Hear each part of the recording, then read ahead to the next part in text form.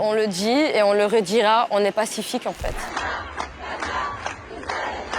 Des Palestiniens qui me disent voilà, c'est notre voix de Bruxelles et ça me touche. Cette cause, elle me touche tellement que j'ai l'impression que ma vie, en fait, elle s'est complètement arrêtée. Des fois, on n'était même pas 5, mais je crie quand même parce que j'ai le droit de crier et de dénoncer. Et peut-être que les gens vont me prendre pour une folle, mais moi, je sais que je défends quelque chose de juste.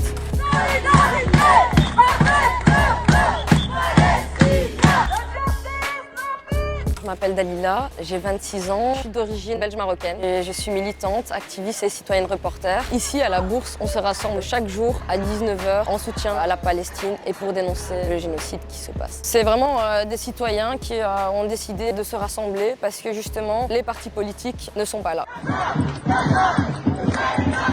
Il y avait de la tristesse, il y avait de la colère, il y avait de l'incompréhension. Ça a commencé en octobre 2023. Une personne a dit qu'on allait mettre des bougies et puis après on a commencé à faire des slogans, à crier et à dénoncer ce génocide.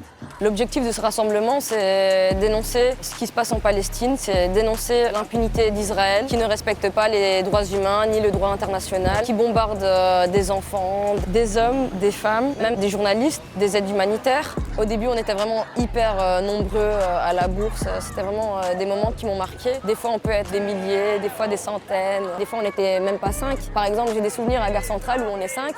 Au début, c'était beaucoup de personnes racisées. Puis après, on a fait vraiment un travail de dingue. On a commencé à collaborer des pages féministes et on a vu vraiment que c'était un autre public qui venait au rassemblement. Au début, c'était plus des personnes racisées parce que les personnes connaissaient déjà le conflit. On parlait déjà du boycott dans nos familles, alors que certaines personnes d'ici n'étaient pas au courant en fait, de ce qui se passait. J'ai l'impression que maintenant, les gens se réveillent de plus en plus. Rima Hassan, Greta Thunberg, les gens se sont mobilisés, limite plus pour des personnalités publiques que pour la Palestine. C'est un peu triste, mais ça nous a fait du bien de voir autant de monde. Il y a des moments où carrément on fait des chansons palestiniennes et du coup on est en cercle, on chante tous ensemble.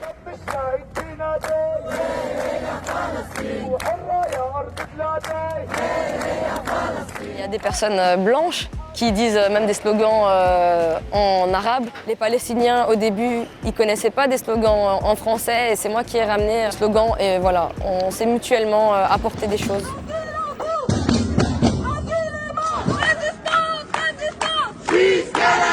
C'est cette union en fait qui nous rassemble et c'est là où on se dit que c'est joyeux. Il y a beaucoup de familles et beaucoup d'enfants aussi.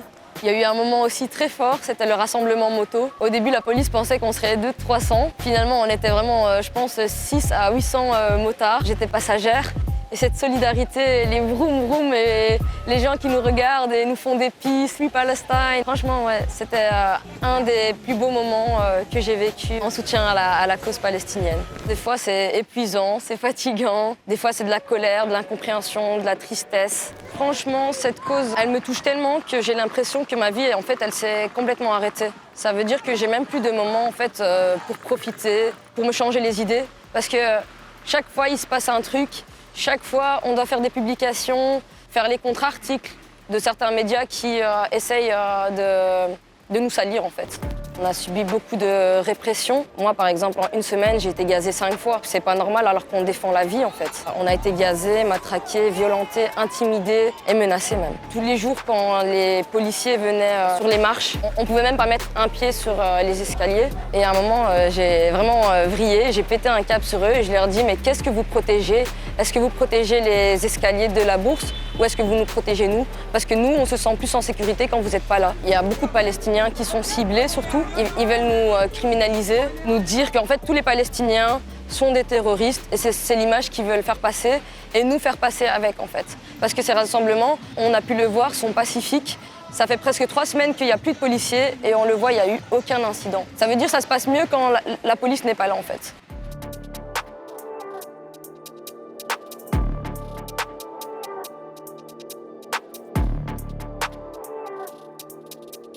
Au début, j'avais d'assez bonnes relations avec la police. Mes relations avec eux ont changé depuis que je suis pour la Palestine. Des fois, j'angoisse. On n'est pas des terroristes, en fait. On fait rien de mal. On le dit et on le redira. On est pacifique, en fait. Et oui, on est en colère et je pense que c'est légitime. Si on ne peut pas montrer notre tristesse, notre colère, ben, qu'est-ce qu'on peut faire? Si on arrête de se mobiliser, il y aura plus rien. Et c'est comme si, en fait, on est complice, un peu comme le gouvernement. Tous les jours, je reçois des vidéos de Palestiniens.